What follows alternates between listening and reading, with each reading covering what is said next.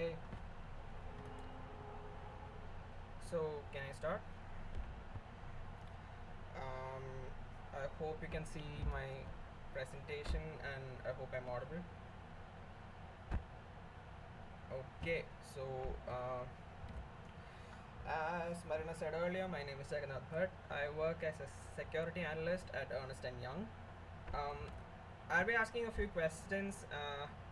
If it's possible, just put your reply in the chat. So, how many of you have heard about this company, Ernst& and Young?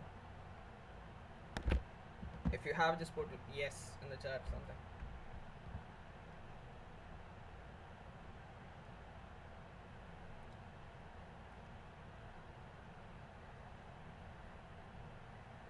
See two responses.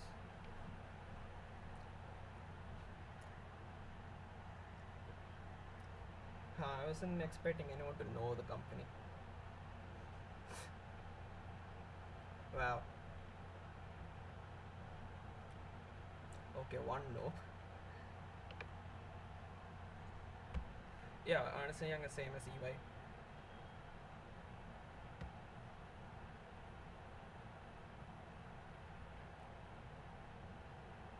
Okay, so yeah, I'm getting a lot of no's then. Yeah, that is what I was expecting because Ernst& Young isn't a company that provides products or services directly to consumers.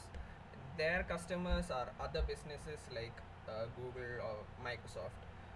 So they don't really provide, like I said, they don't really provide direct consumer services. They provide services to other business, so it's called a business to business company, and it's primarily an accounts firm. And recently they started a new cybersecurity firm. That's where I work. Um, that's not me in the picture. That's my friend.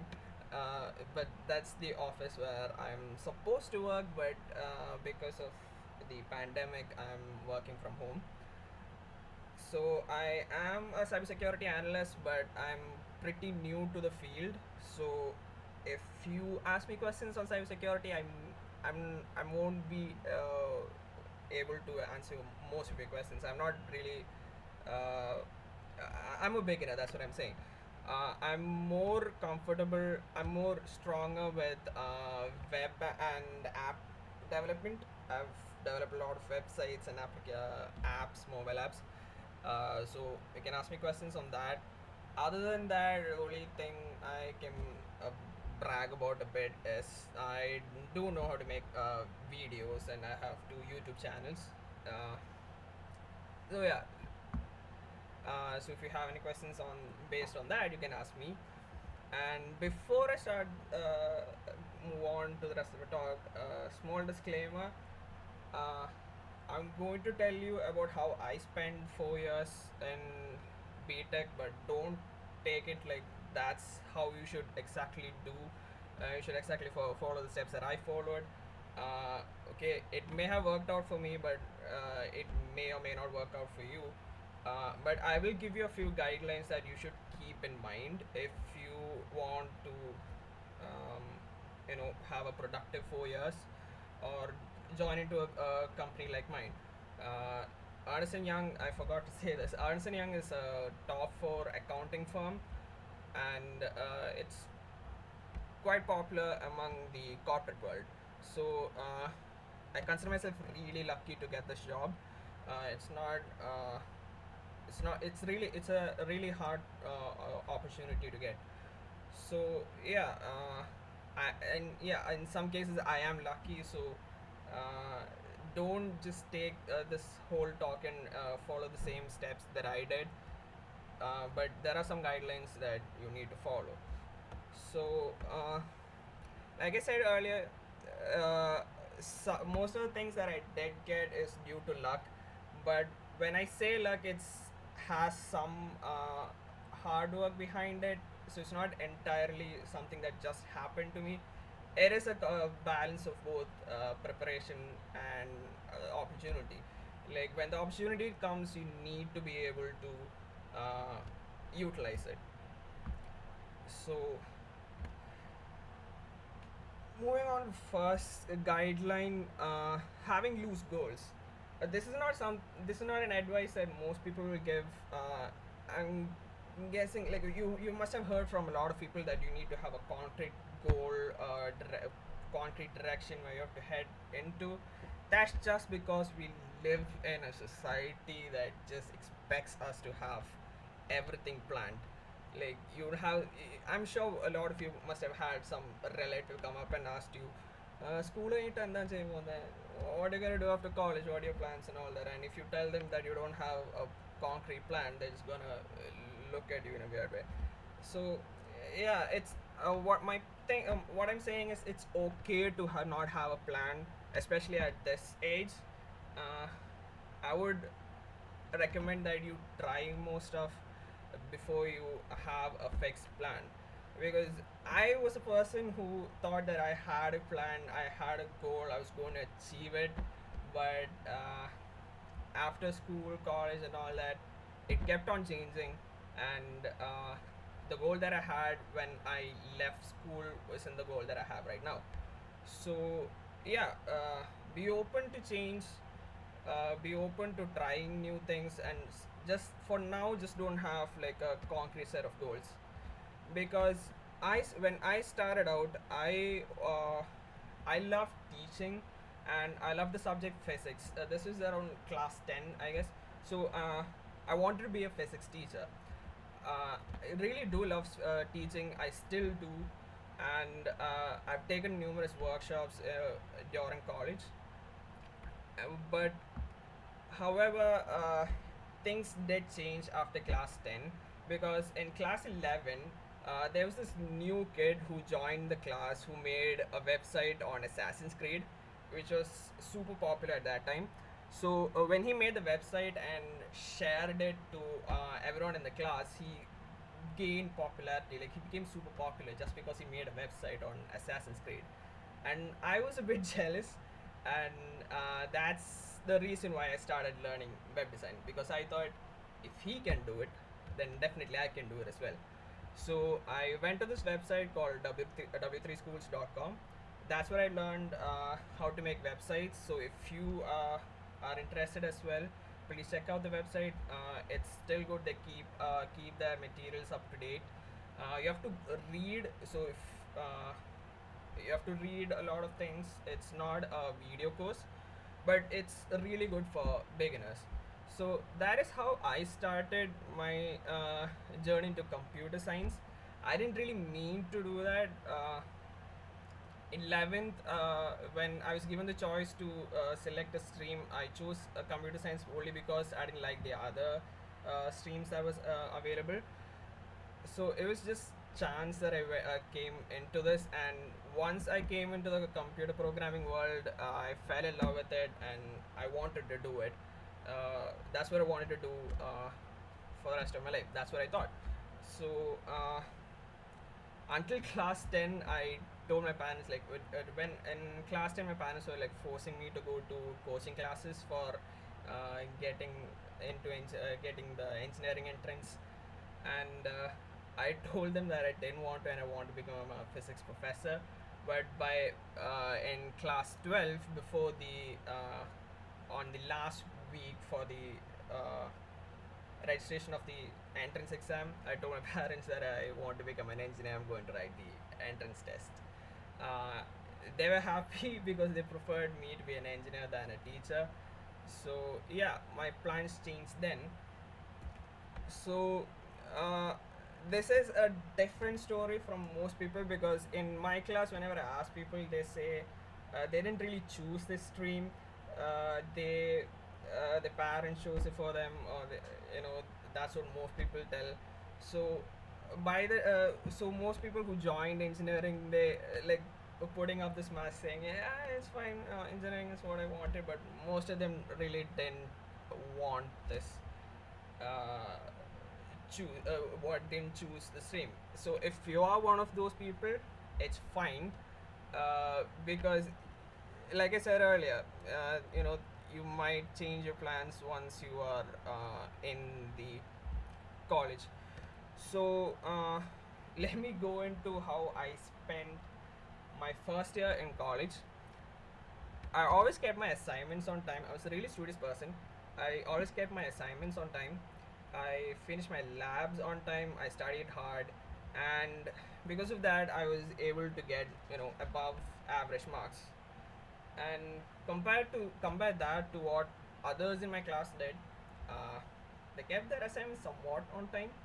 They finished the lab somewhat on time, and most of them studied on the day before their exams, and they had average marks. Plus, they got to have fun. So that put me in a bit of a confusion, and I was a bit sad as well because all this hard work I put into, and I just got like above average marks. So now I also started putting up masks saying, yeah, I'm happy with my results and all that, But that wasn't the case. I wished I could have had more fun, especially during the first year of my engineering. But I didn't, and the only thing I got from that was slightly better marks than everyone else. However, that changed after I met this person. His name is Sachin. He was my senior. He was the first senior I got close to, and he had a pretty clear idea of how things worked in the corporate world, and he shared all that with me. And one thing he said was, I'm going to share what he's told me as well. In most cases, when you're going in your final year, you will have placement opportunities. In most cases, there's a cutoff for entering the interview, and it's about that's in your GPA, and they have a cutoff of 7.6%. So as long as your GPA is above 7.6, you can get into most of the interviews. So yeah, this is, I'm guessing this is true even now. So guys, have this in your mind. You need to have a GPA of more than 7.6 in order to attend most of the placement interviews. However, what he told me was not to focus on that, rather to focus on getting professional experience and developing your communication skills. And by communication skills, I don't mean having a good accent. Uh, you can get there by doing this. If you have seen two countries, I think you will get what I mean. Uh, yeah, I'm not talking about accent. By communication skills, I mean how you present yourself. Like, even if you don't if you are not fluent in English, if you can get your point through to the other person, it means you have a good communication skill. It's not necessary you have to be very fluent in English, or you need to have like an American accent or anything like that. That really doesn't help a lot.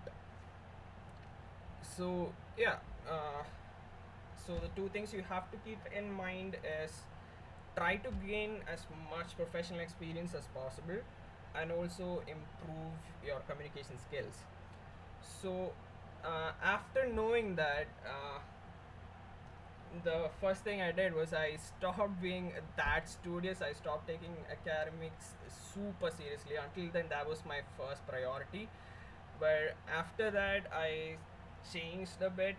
I started getting to know everyone in my class more, know everyone in the college more, and that was my goal during second year, trying to be as popular as possible. However, during that time, I had to change myself a lot because I'm not an entirely interesting person.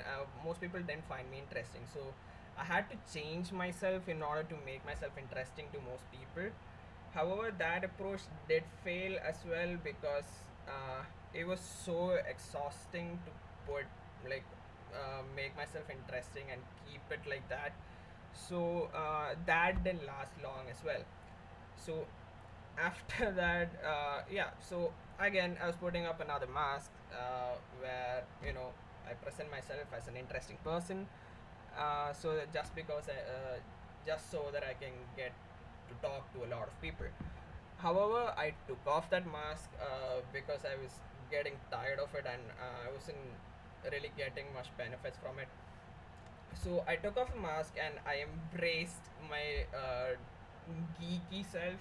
Where I'm really into computers, programming. I'm really into technology and all that. And because of that, I started going to a lot of uh, technical based events, and these are the photos from a lot of the events that I've gone to. So yeah, I've embraced that side. I've for 2 years following that, I went to a lot of technical events. I went for hackathons. This is something you will be hearing in your engineering life from now on. Hackathons, they are super important. They enable you to know how to work in a project as a team and all that, and also they let you uh, it's a platform for meeting people from different colleges. So in hackathons, most people who attend hackathons are people like me who have a bit uh, interest in technology and all that. So because of that, the friends I made in these events, they're they, they're some of my best friends even now. And yeah, every time I go to an event now, I'll see one or two of these people, and it brings me real joy when I see these people, and the time I spend with them, I really treasure those memories. So yeah, I would recommend you to go to a lot of such events because it not only helps you socialize with people from other colleges, but also it helps you learn a lot. Whenever I go to hackathons or tech events, tech fests, conferences, and all that, I always learn new stuff. For example, the first conference I remember I went to was called FOSSMeet, uh, and it was about free and open source software. Until then, I had no idea about free and open source software. I thought free software is just some software that you got for free of charge. However, that's not what free and open source software is.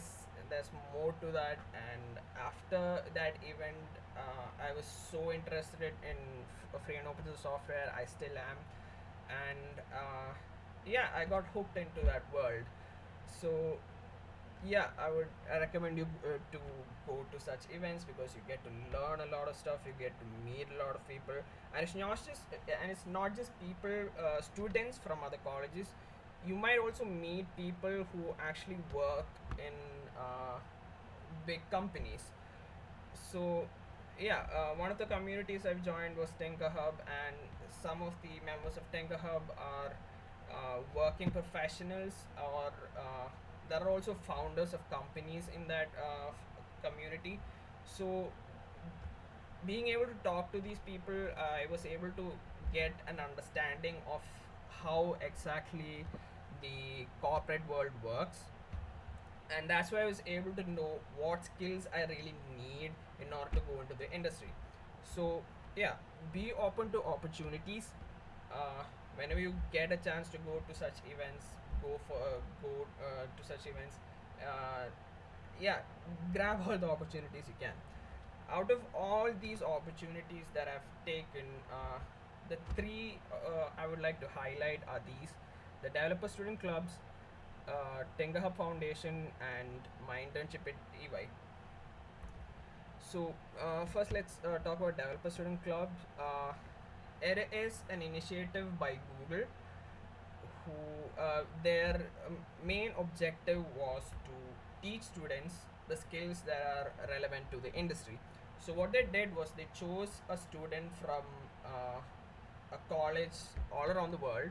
They chose one student from every college, and gave these chosen students the resources to teach students skills that are relevant to the industry. This is very important because the things you're going to learn in BTech and the skills you really need for the industry is totally different. There's this huge gap between that.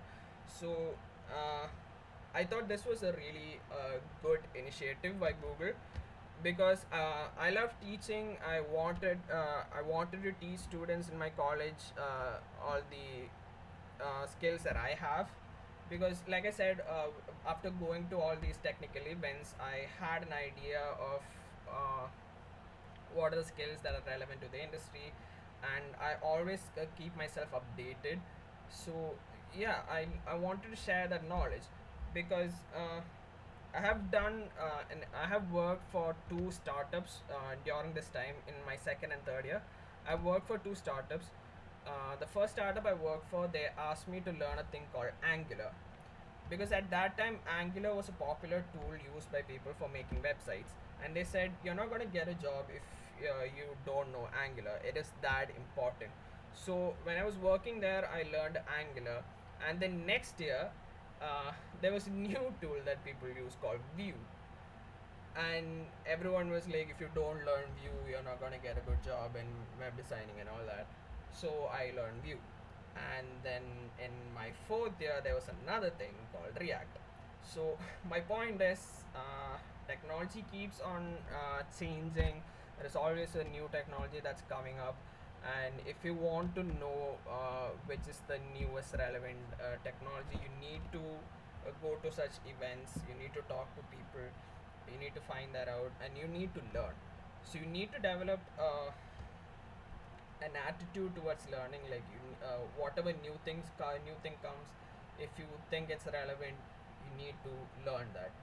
So learning is a skill that learning is a skill, really. You need to develop that skill so that whenever technology keeps on changing, you can learn the technology and stay ahead. So that's the reason I joined Developer Students Club, because I love teaching and I wanted to do the thing that they do the objective that they were going for, that is to teach students the skills that are relevant to the industry, and they said they'll give me resources for that. However, there was a catch. uh, they wanted me to teach students the skills that are made by Google. uh, they they are relevant to the industry. However, Google wanted the only products that are made by Google to be taught. And during my term, it was they were mainly focusing on Google Cloud and Flutter. These are two technologies that Google has developed.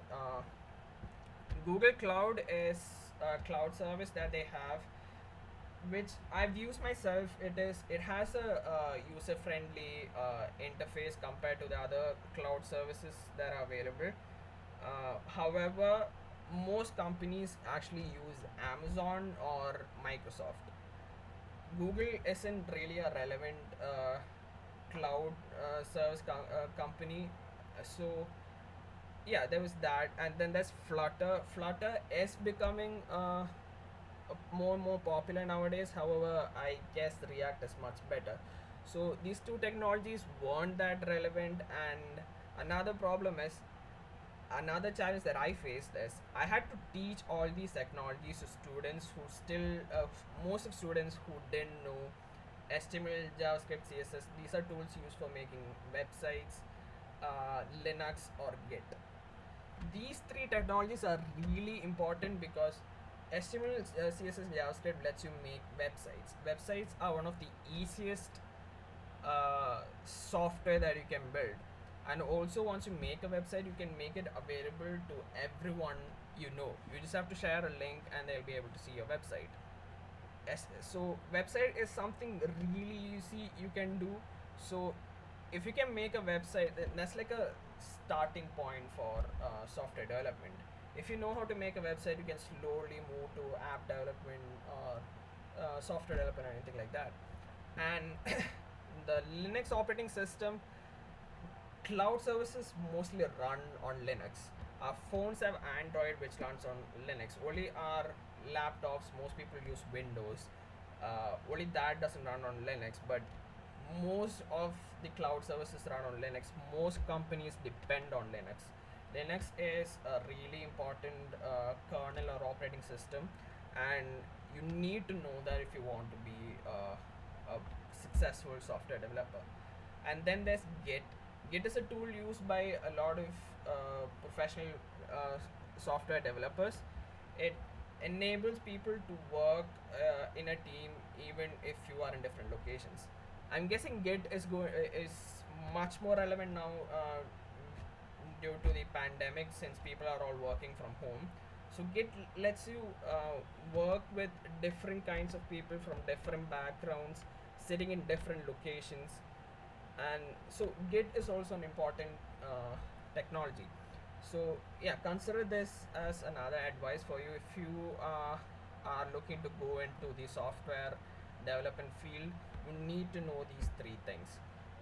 At least this would be a stepping stone for you to learn other stuff. So yeah, in Developer Student Club, a challenge that I faced was I didn't know how to teach students who didn't know these technologies. How should I teach them Cloud or Flutter or anything like that? And that's when I turned to the next community, Tinga Hub Foundation. Now, Tinga Hub Foundation was started by students from Cochin University, CUSAT, if you know it. It was started by students. They were then students. The founders of Tinga Hub Foundation were students, and their goal also was same as the Developer Student Club, which was to teach students the skills that are relevant to the industry. So there were a bunch of students in CUSAT who, like me, earlier in their college years, they knew what the skills that were relevant to the industry, and they wanted to teach that to every other students in their college. So they started their own community inside CUSAT to teach other students these industry relevant skills. And recently they decided to expand to other colleges, not just CUSAT. Since they were already successful in CUSAT, they thought, they can be successful in other colleges as well. So that's when they decided to expand. So, and that's how I joined them. So, because they had the same goal to teach students the skills that are relevant to the industry. But there was a catch.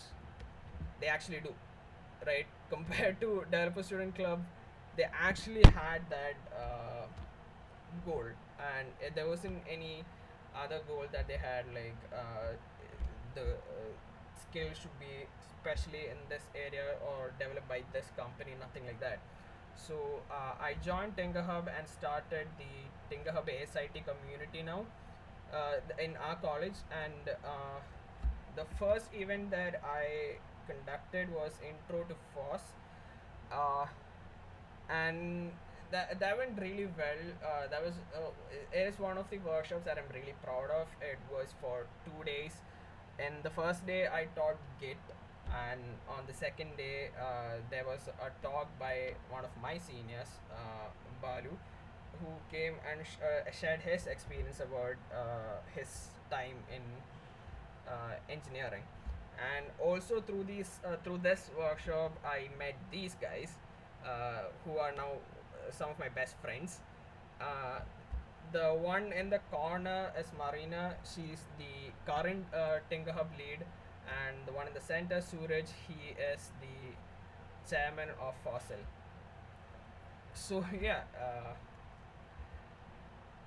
moving on to the next big experience in my college life was interning with EY.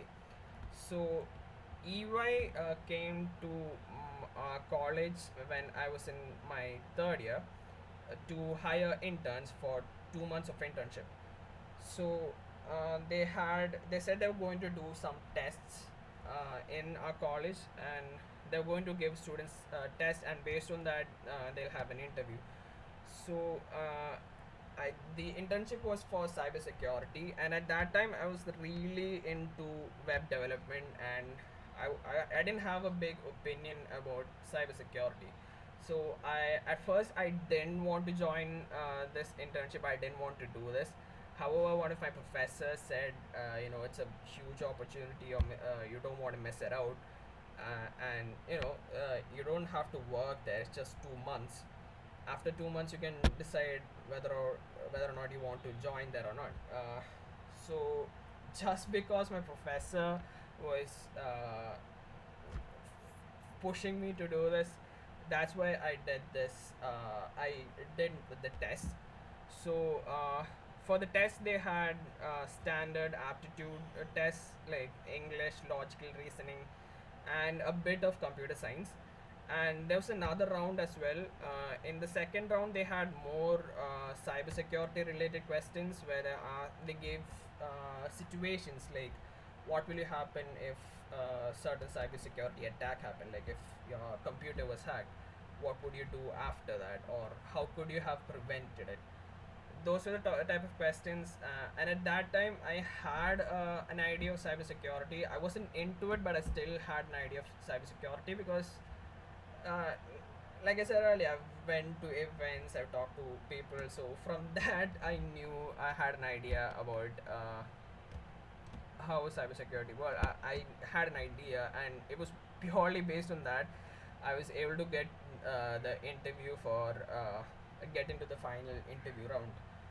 So for the interview, we had to go to the office in Trivandrum. That's where we were going to work, and just as an advice, this is how I dressed up for that. I don't own a formal clothes of my own, so I had to lend from my cousin and my father. So this is what I wore for the interview. A plain t-shirt, pants, and shoes. Shoes were the only thing that were my own. So for the interview, uh, I would. So I'm just saying this as an advice for you. In the interview, it really doesn't matter. As long how you're dressed, as long as it's professional. So yeah, plain t-shirt is much more. This is much more accepted. So that's why I wore this. If you can see here, I have had long hair. I thought that that was going to be an issue, but that wasn't an issue at EY, because at EY they have a policy where they say you just have to be comfortable in what you wear. They don't really force you to wear a particular type of dresses, but still I chose to go with this so that I had to maintain some level of professionality. So, however, when I went there, the people who interviewed us, they were wearing t-shirts and jeans.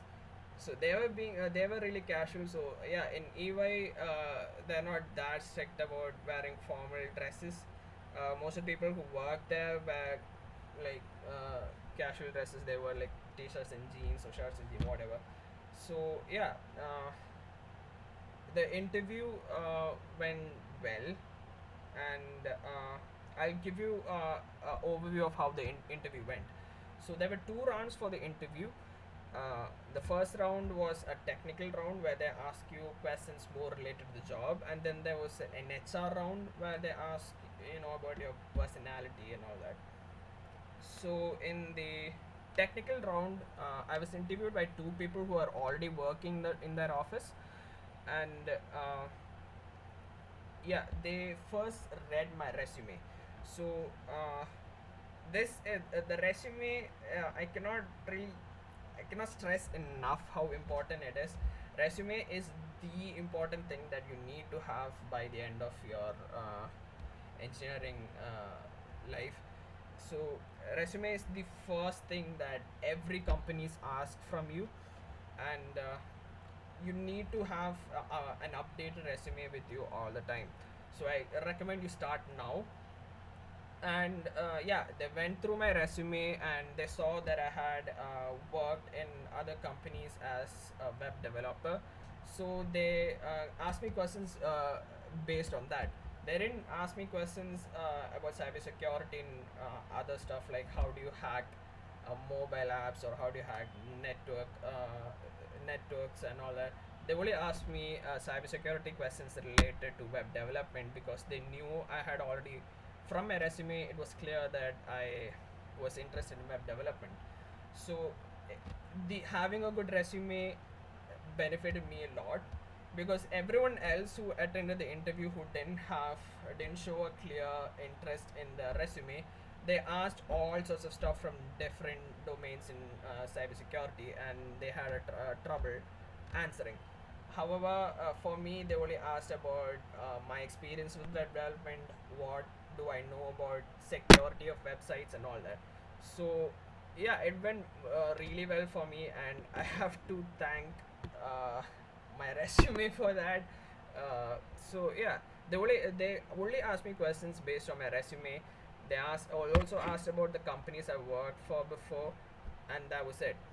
And then I went for my second round of interview, which was the HR interview. The HR interview didn't take much time. He asked me questions like, if you got another offer from another company other than EY, would you choose that company over EY? Why do you want to work for EY? Such questions. Those were relatively easier to answer. That interview also went well. So yeah. So for this interview, the thing that helped me a lot was the resume and also my communication skills.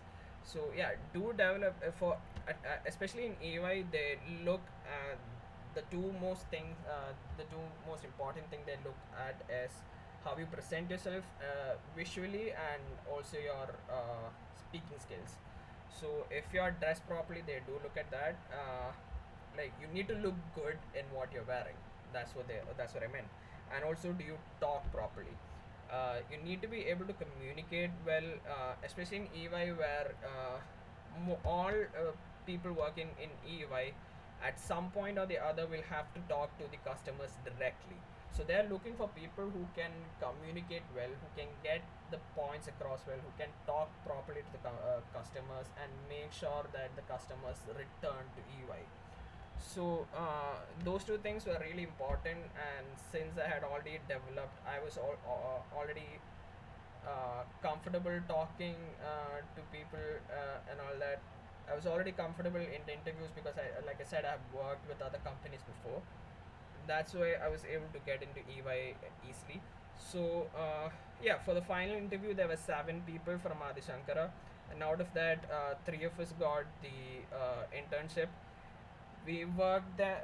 We interned there for 2 months. We stayed there in Trivandrum, and those 2 months was some of it was the most fun that I've ever had in a company, because the people they hired, other interns, we were able to really get close to all those people there, and also the people who work there.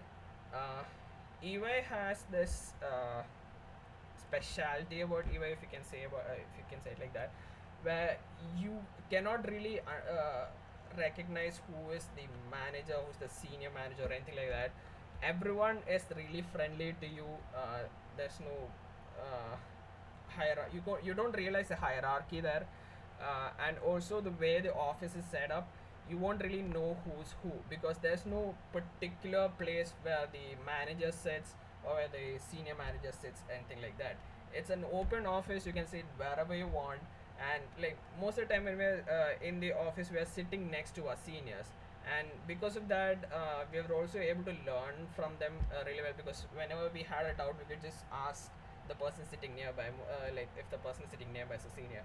uh, yeah, and sometimes even the manager would be sitting next to you. You won't even know that person is the manager until the person introduces themselves in some other point. So that has happened to me. Like I've talked to one person later, found out that he's some manager of some department. So EY is really friendly. It has a really friendly environment. So I was able to get really close to the other interns as well as all the people working there. So those 2 months were some of the best time I've had working. So EY does have a really good working environment. However, cybersecurity, I still had more interest in web development than cybersecurity. That was the only issue I had with the internship. Everything else was really good. So I was a bit confused after that. Like, should I actually join EY? However, in the end, yeah, I joined EY, and like so yeah, that's how I landed this job in EY. I interned there for 2 months, and after that, they called me back saying that you can join here after you graduate. So after I graduated this year, I joined EY on in October. So yeah, I've only worked there for 1 month now, and yeah, if you're including the 2 months that I worked, so 3 months in total. And the in the 3 months, I've never had anything to complain about. EY, it was really good, and they also have this policy where when they say companies say you have to work only from 9 to 5, and you don't have to work in the weekends. In most companies they do say that, but they might ask you to work overtime, or they might ask you to work in the weekends. However, in EY, it is super strict. Like if it's 9 to 5, then only 9 to 5. None of us work in the weekend. We're not supposed to work in the weekend. So if you're working in EY, work work personal life balance is assured, I guess, to an extent. And it's not just EY. Most of the big four top companies have such an environment. So yeah, if you want to join such a company, do follow the guidelines that I've said so far. And after that, after that, my fourth year went on just like that. I was going to other events and such, and it just went by. And then the pandemic happened, so that was also cut short. However, the one other significant event that happened to me during this time was I got to be in a conference with our Prime Minister Narendra Modi. This was in a hackathon that I was participating in, and the Prime Minister was the chief guest for the inaugural ceremony, and he wanted to talk to some of the participants, and I was one of the participants who were chosen for the opportunity. And it was because of the pandemic we had to do the virtual conference. Otherwise, it would have been a personal talk. I mean, in-person talk. However, it was still cool. It's not every day you get a chance to meet, talk to the Prime Minister. So yeah, in that hackathon, I did tell him what I was planning on working on during the hackathon, and he asked me a few questions. I answered them. It was just like 2 or 3 minutes, but it was cool. Uh, and here again, I have to tell you, I personally thought that I would have got this opportunity because I was lucky and nothing else. Like it was a fluke or something. However, yeah, most of my friends said it's only because I was had like a good communication skills. Because yeah, they did have like a telephone interview where they asked me to ask me the same questions that he did. So they did check if I was able to communicate properly. So yeah, like I said, communication skills is really important. So yeah, the this concludes the 4 years of my life, and I would like to summarize the all the guidelines that I've told you. First of all, lose goals. uh, like I said earlier, don't have fixed plans. At least if you do have goals, be open to other opportunities. Like I started, I wanted to be a physics teacher, and now I'm a cybersecurity analyst at Ernst and Young. My plans have changed so many times, and I'm happy now with what I'm doing, and yeah, that's what matters. So even if you have a goal, just don't be stubborn about it. And even if you don't have a goal, it's fine. You can, there are these 4 years in your college life to find that. And academics isn't everything. Like I said earlier, there's a huge gap between the things that you learn in college and what is relevant in the industry. By that, I'm not saying you need to bunk your classes and flunk all your exams. That's not what I'm saying. It's just that don't academics isn't everything. It's not your top priority. Your top priority should be to gain professional experiences and work on your communication skills.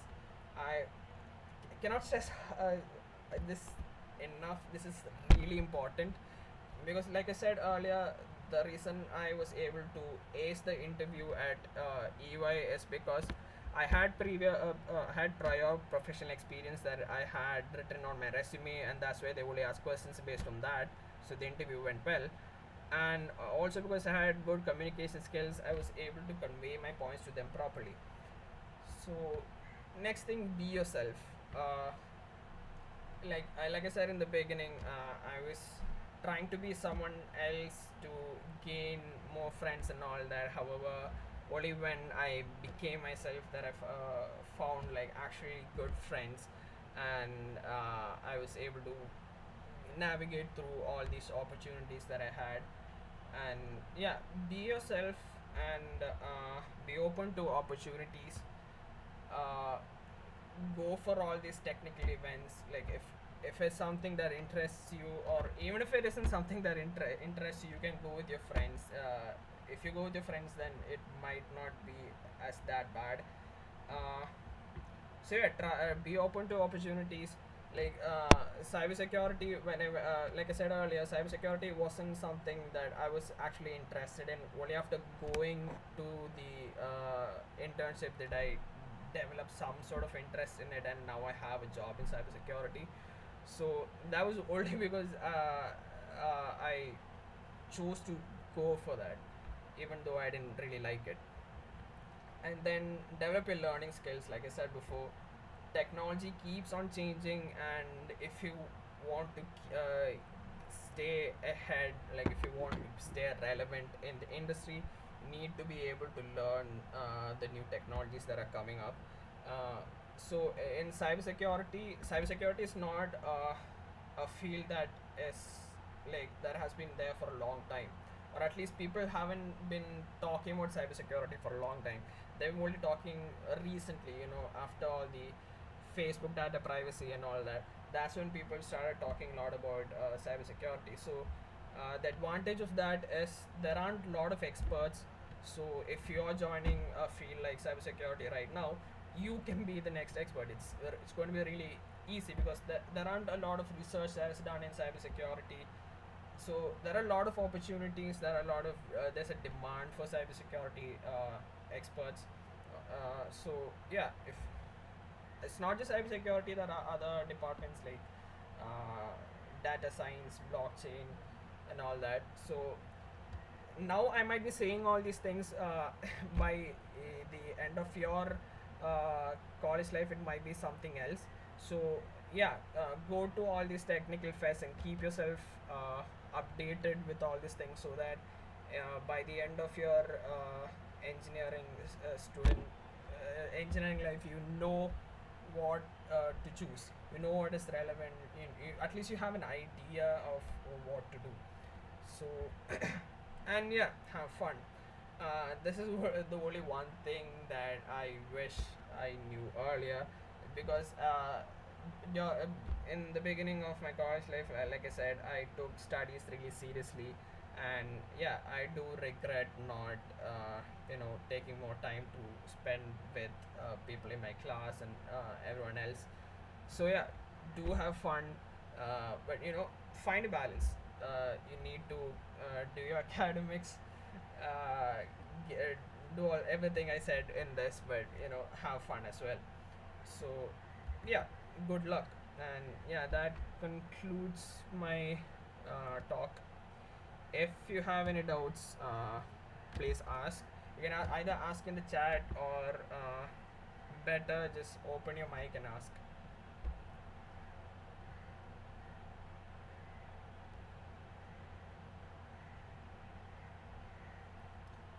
Oh yeah, what should be there in a good resume? Uh, Wait, let me see if I can share my resume, then I could give you a better idea. I hope you can see the screen. This is my resume. Uh, yeah, it doesn't have a lot of colors and things like that. It's not really important to have like a beautiful resume or something like that, unless you're a designer or something like that. If you're a graphical designer or a web designer or something, then you can add a lot of colors and all that. Otherwise, just a black and white resume is more than enough. Uh, and yeah, stick to maximum 2 pages. Like, this is a resume, not a biodata. There's a difference. That's something I see most people make a mistake. Resume isn't a place where you put everything about you, like what's your father's name, what's your mother's name, where you're from, what are your hobbies, and all that. That's not what is expected in a resume. In a resume, you need to mention about your education, your professional experiences, projects you worked on. That's it. You don't have to say what your hobbies are and such things. Okay, and stick to 2 pages. Like, most big companies receive like hundreds of thousands of resumes all the time, and they're not going to go through all the resumes. So most of the people, they might just glance through your resume and then decide whether or not to hire you or not. So yeah, keep your resume short and up to the point. And sometimes they just see the top of your resume, so it's always a good idea to have an overview at the top, an overview of who you are and what you've done and all that. And so yeah, begin with your name, then your contact information. If you don't know, LinkedIn is a really important website that you should be a part of. It's like a social media, just like Facebook, but it's more for professional purposes. So if you don't have a profile in LinkedIn, I would highly recommend you make a profile in LinkedIn and keep it updated. Because, like I said earlier, resume you only have like 2 pages where you can write about the things you've done. So in LinkedIn, you can mention everything that you've done. So if you put this link, and whoever's reading your resume go to the link, they can see everything that you've done that is not there on your resume as well. And GitHub and GitLab are two other websites where you can share your hobby projects and stuff like that that you've done. uh, if you want to be a software developer, at least GitHub is a good website for you to start a profile in. So LinkedIn and GitHub, it's really important. It's recommended that you have a profile in those. Other than that, since I'm a fresher, like I don't have a lot of experience working for companies, education should be on top. Once you do have experience working in companies, like if you have a lot of experience working in companies, you can put education on bottom. But since I'm a fresher, and like you guys will also be when you're submitting your resumes, put your education on top. If you have really good marks, you can mention that here. But I have average marks and I don't really want to share that. So yeah, that's why I tend include my marks, and it's fine because in most interviews that I've gone to, they don't really care about my marks. They just look if you have gone to college or if you have a bachelor's degree and all that. That's the only thing they look. And also, in like I said earlier, they have like a cutoff for attending interview, GPA 7.6. So if you're going to the people read your resume once you're in the interview, so they already know you have a GPA of more than 7.6, and that's the only thing that matters. So yeah, it isn't necessary that you have to put your marks here, but if you have a really good mark, then good, do put it here. After that, share professional experiences. Here I've written 3 places that I've worked in: Ernst and Young, Humble Innovations, Revolve. And here you don't have to give like a detailed description about your time there. Just put bullet points. Bullet points are the best. Just mention where you worked, what you worked there as, for how long, and share if you went there for just purely learning purposes. Just share what you've learned. So, for example, in Ernst and Young, the internship that I did, I went there mainly for learning cybersecurity. So that's what I put here, and also improving my communication skills. That was something they taught me there as well. They taught me how to talk to clients and all that. And in over here in Humble Innovation and Revolve, I didn't go there exactly to learn things. I already knew stuff. I just went there for professional experience. So there, in such cases, you need to tell what you did there. What was the objective that you completed? For example, here I closed a client deal by building a prototype using AngularJS. So yeah, this is my goal. This is the goal that I helped achieve, closing a client deal. And how did I do that? By building a prototype web app, and these are the technologies that I used. Same here, brought in more investment, attracted more user, increase user engagement. That is important because the interviewers want to know what you can contribute to their company. So if you say which goal you have met there, that would be much better. So they know that you can do this thing. So it is not what skill you have that's much important. Like learning AngularJS or Firebase, anyone can do that through the internet. But closing a client deal, meeting such an objective like that, that is what's important. After that, leadership and awards. If you have won any awards or if you have done any uh, conducted organized meetings, organized workshops and stuff like that, you can keep it here. And then projects. These are some of the projects that I've worked on. It just gives a brief description, and I've highlighted the technologies that I've used. If you have a link, do provide the link there as well. So yeah, my advice, general advice would be to keep it short and keep it up to the point. Just don't or flood it with a lot of information. Just put information that is really relevant to the job, because if it is too much to read, even in that case, the person reading it might reject your resume. So yeah. Any other question?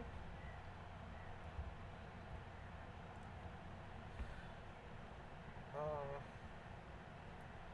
don't resume need our latest photo? Not exactly. uh, Photos are only relevant if your face is something important for the job. Like I said, only put things that are relevant to the job. So if having a good look is important to your job, then do put that. uh, I studied biomath. Should I start with Python or C programming?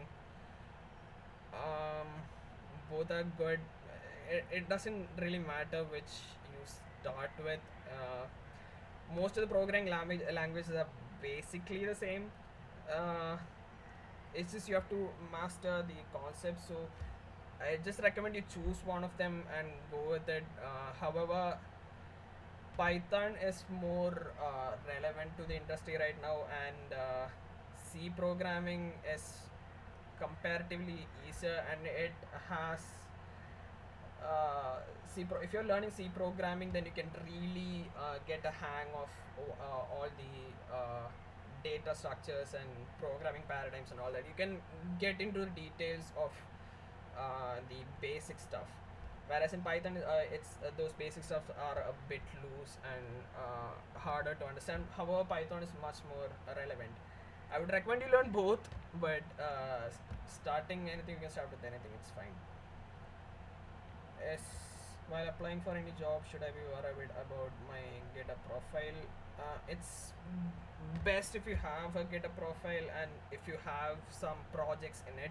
Like if you worked on some projects, like if you have created a website or some software or anything like that, put the code in GitHub so that people who are looking at the profile know that you can do it. So in my GitHub profile, there are a lot of websites, there are apps and all that. So a person going through that will know that yeah, this guy can actually make a website. This can actually make an app. That's the whole point behind a GitHub profile, so that the people looking at your profile actually know that you can actually do the stuff that you're saying you can. Is programming knowledge learned from college enough, or do we need self start self learning now? Yeah, programming language in college you will learn C and Python and Java. However, you're only learning that for 6 months and what, 2 hours a day max. So yeah, you will get an idea of the fundamentals of the programming language, but that isn't really enough for the industry. So I would recommend that you know you choose a programming language, and then you keep on working on projects with that. So you'll only know what you have to learn once you start working on a project. That's how I learned. So even after learning a programming language, I've only learned. I've only had a clear idea of what I have to learn after I started working on a project. So, for example, recently I learned this framework called React. I started learning it and I thought I had a good idea until I started working on a project. When I worked on a project, I realized that there are a lot of things that I don't know. And I had to browse through the internet, learn myself. Self learning is really important. It's best if you learn it yourself. Don't depend on just your teacher or just one person for learning. It's Nowadays it's really easy to find resources in the internet. You can go to YouTube or Udemy or Coursera or whatever. There's a Khan Academy. There's a lot of resources out there. You can learn it yourself. However, if you can't, if you're having starting troubles or something like that, that's why we have communities like Tinker Hub here. So you can contact one of these people, ask them how to learn and all that, how to start. That's the maximum we can help you with, how to start learning. The rest you have to learn yourself. So yeah, anything else? Yeah.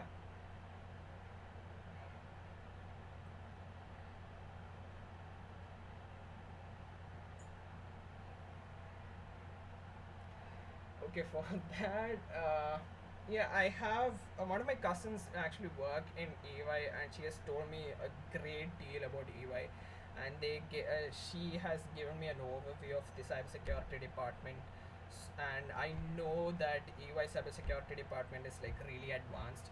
So I know even if I get an offer from some other company, that it's not going to be, I'm not going to have a better learning experience in another company. So yeah, this is the exact answer I gave there. So yeah, yeah. Actually, it's actually true. I have a cousin who works there, and she gave me an idea of that. So yeah. Any other questions? Yeah.